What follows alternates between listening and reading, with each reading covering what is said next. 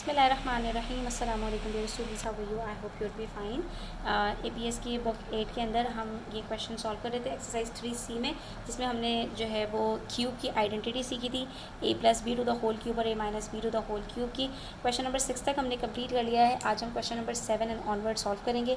इसमें माइनर सी थोड़ी सी मिस्टेक्स हैं। आपको क्या करना है, यहाँ पर आपके पास आइडेंटिटीज़ ली हुई हैं।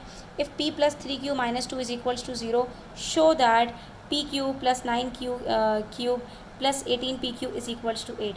इससे ना कुछ भी मसला नहीं है, बस हाँ आपको यहाँ पर एक दो चीज़ों का ध्यान रखना है, प्लस ये कि इस क्वेश्चन के अंदर थोड़ा सा फ्लॉ है, वो अभी आपको समझ में आ जाएगा कि कहाँ पर फ्लॉ है।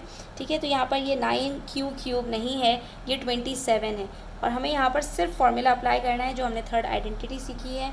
और देखो आपको पता कैसे चलेगा एग्जाम में, अगर इस तरह का क्वेश्चन आता है कि हमने कौन सी आइडेंटिटी अप्लाई करनी है, तो हमें पता है कि यहाँ पर हमारे पास ये p है और यहाँ पर ये p³ है, तो इसका मतलब है कि आइडेंटिटी कौन सी होगी, प्लस की आइडेंटिटी होगी।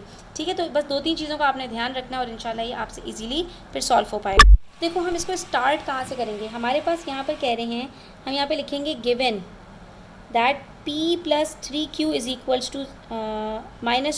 = 0। ठीक है, हमें यहाँ पे ये लिख के दिया हुआ है। सबसे पहले हमने क्या करना है, इसको a + b की सिचुएशन में लेकर आना है। जो -2 है ना, इसको हम दूसरी साइड पर शिफ्ट कर देंगे। इक्वेशन में क्या होता है, जब कोई नंबर प्लस हो रहा होता है एक साइड पे, दूसरी साइड पर जाकर वो माइनस हो जाता है। तो यहाँ पर भी क्या होगा कि ये p + 3q = यहाँ से -2 से ये +2 बन जाएगा। ठीक है, तो अब यहाँ पर हमारे पास है p + 3q = 2। हमने सिर्फ और सिर्फ क्या करना है, दोनों साइड्स पर क्यूब लेना है। हम लिखेंगे यहाँ पर क्यूबिंग बोथ साइड्स, और जैसे ही आप इसको सॉल्व करेंगे ना, आपको जो यहाँ पर इन्होंने शो दैट के साथ लिख कर दिया हुआ है, वो आपके पास आंसर में आ जाएगा और आपने कुछ भी नहीं करना। तो देखो राइट हैंड साइड पे तो हमारे पास क्या आ रहा है, 2 का क्यूब क्या होता है, जब हम दोनों साइड्स पे क्यूब लगाएंगे तो हमारे पास क्या आ जाएगा, सॉरी = 2 का क्यूब क्या होता है 8। और हमें क्वेश्चन के अंदर आपने देखा है वहाँ पर ये राइट साइड पे हमें इन्होंने 8 ही लिख कर दिया हुआ है। तो ये तो बात प्रूफ है कि बस हमने इसको इस तरह से सॉल्व करना है कि हमारे पास किसी तरह से ये p³ + 27q³ + 18pq बन जाए, तो हमारे पास ये अल्टीमेटली आंसर 8 तो खुद ब खुद आ जाएगा। ठीक है, अब यहाँ पर मसला ये है कि हम फार्मूला को दो तरह से इस्तेमाल करते हैं। अभी तक के जितने क्वेश्चंस हमने सॉल्व किए उसके अंदर हमने फॉर्मूले को इस तरह से यूज़ किया था, a³ + b³ + 3a² + 3ab²। लेकिन अगर आप फॉर्मूले को इस तरह से यूज़ करोगे, यहाँ पर p + 3q को इस तरह अगर आपने एक्सपेंड किया, तो आपका क्वेश्चन सॉल्व नहीं हो पाएगा, बहुत मुश्किल हो जाएगी। आपको सिर्फ यहाँ पर ये करना है कि आपने इसी फॉर्मूले को इन दोनों में 3ab कॉमन लेके इसको इस तरह से लिखना है। सबसे पहले a³ + b³ + 3ab bracket a + b, और थोड़ी सी प्रैक्टिस से आपको ये याद हो जाएगा। अब जितने भी क्वेश्चंस आप सॉल्व करेंगे 7, 8, 9, 10, उसमें आपको फॉर्मूले को इसी तरह से यूज़ करना है, तो अल्टीमेटली आपको ये भी मेथड याद हो जाएगा। नहीं भी याद होता तो ये वाला मेथड अगर याद है तो आपको फैक्टराइजेशन आती है। यहाँ पर 3 है, दोनों में एक एक a है, दोनों में एक एक b है, तो 3ab हमने कॉमन लिया। यहाँ क्या बचा, यहाँ पर a का स्क्वायर था तो एक a यहाँ बच गया, बाकी कुछ भी नहीं बचा। यहाँ b का स्क्वायर था तो यहाँ एक b बच गया, बीच में प्लस का साइन है। तो अगर आपको ये वाला फॉर्मूला भी याद है तो आप 1 मिनट में इसको ड्राइव कर सकते हैं, बस 2-3 दफ़ा आपने प्रैक्टिस करनी है। ठीक है, तो हमने यहाँ पर इस तरह से फॉर्मूले को यूज़ करना है। अब देखिए यहाँ पर हम जैसे ही लिखेंगे p³ + a³ + b³ + 3ab a + b, तो ये बन गया हमारे पास। जहाँ जहाँ a था वहाँ वहाँ हमने रखा p, और जहाँ जहाँ b था वहाँ वहाँ हमने रखा 3q। ठीक है, और फॉर्मूले में इसको जैसे ही हम पुट करेंगे दूसरी साइड पर हमारे पास 8 आ गया। अब इसको हमने क्या करना है, एक्सपेंड। तो p³ + 3 3 = 9, 9 3 = 27, q का क्यूब + 3 3 = 9 pq, और यहाँ पर क्या आ रहा है p + 3q। अब p + 3q की जगह पर आपने वही वैल्यू रखनी है जो आपने यहाँ रखी, क्योंकि p + 3q के लिए हमें इन्होंने वैल्यू दी हुई है 2। अब जो हमारे पास फॉर्मूले का दूसरा मेथड था 3a² b + 3ab², उसमें ये वाली सिचुएशन नहीं बन पाती, इसलिए आपको फॉर्मूले को इस तरह यूज़ करना पड़ेगा, क्योंकि हमें यहाँ लाजमी p + 3q की जगह पर वैल्यू सब्सटीट्यूट करनी है, विच इज़ 2। जब तक हम ये नहीं करेंगे हमारे पास आंसर में वो बात नहीं आ पाएगी जो क्वेश्चन में गिवन है। ठीक है, अब जैसे ही हम इसको सिंप्लीफाई करेंगे हमारे पास वही सिचुएशन बन जाएगी जो क्वेश्चन में गिवन है, show that p cube plus 27 q cube plus 9 2 ज़ार 18 p cube is equals to 8, और ये हम यहाँ लिख देंगे हेंस प्रूव्ड। सिंपल, ठीक है। सेम क्वेश्चन नंबर 8 की तरह ही 7 की तरह ही हमने 8 को भी सॉल्व करना है। इसमें क्या है, p is equals to 2q plus 4। अब इसको हमने क्या करना है, आइडेंटिटी में यूज़ करने के लिए 2q को हम p के साथ ले जाएंगे, it will become p minus 2q is equals to 4। तो हमने यहाँ पर कौन सी आइडेंटिटी लगाई थी, a plus b to the whole cube की। यहाँ पर हम कौन सी आइडेंटिटी लगाएंगे, a minus b to the whole cube की। सिर्फ ये डिफरेंस है, ठीक है। इक्वेशन आपको यूज़ करना आनी चाहिए। यहाँ पर -2 एक्स्ट्रा था, इसको हमने दूसरी साइड पर शिफ्ट किया। यहाँ पर 2q दूसरी साइड पर चला गया है, तो इसको हम वापस अपनी जगह पर लेकर आएंगे, ठीक है। और उसके बाद फिर हमने सेम उसी तरह से इसको एक्सपेंड करना है जैसे क्वेश्चन नंबर 7 में किया था। इसमें भी सबसे पहले आपको अपना जो फॉर्मूला है वो रिप्लेस करना पड़ेगा सेकंड सिचुएशन के अकॉर्डिंग। तो यहाँ पर हमारे पास a cube minus b cube minus 3a square b plus 3ab square है, तो इसको भी हमने इस फॉर्म में लिखना है, a cube minus b cube minus 3ab common है, ठीक है।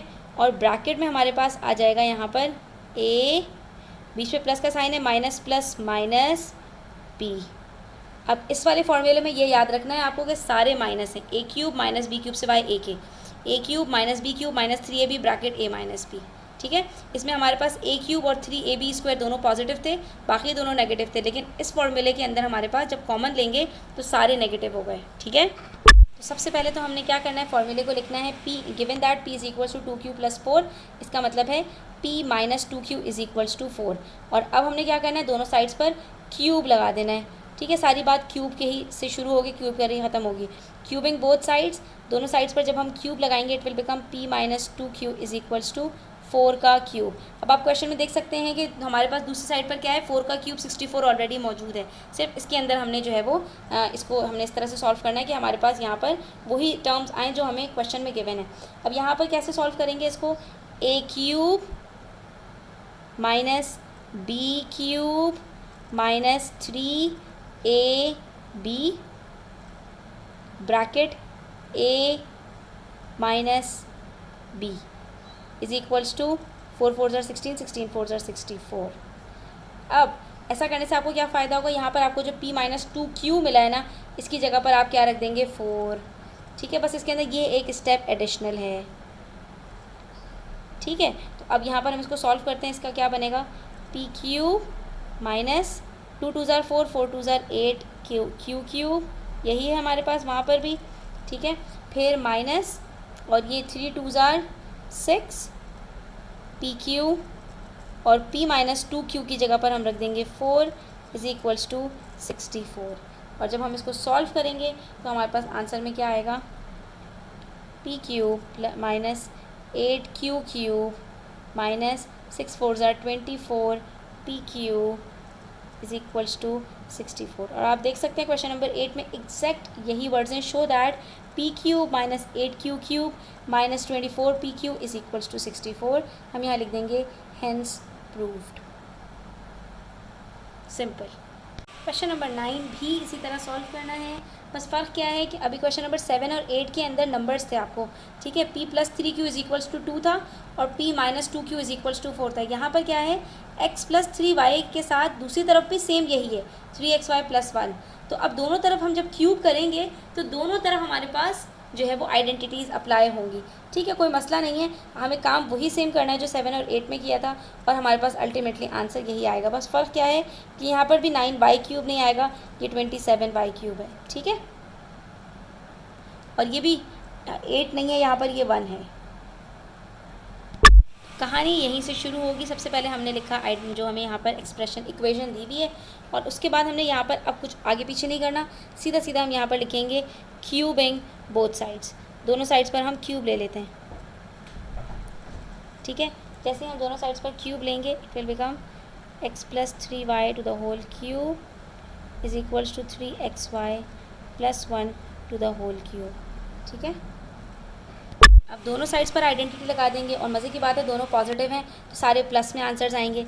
ये हो गया a cube plus b cube plus, और यहाँ पर भी हम वही सेम जो सेकंड हमने स्टेप सीखे थे ना कॉमन लेके वही फॉर्मूला अप्लाई करेंगे, 3ab a प्लस b, ठीक है, is equals to a cube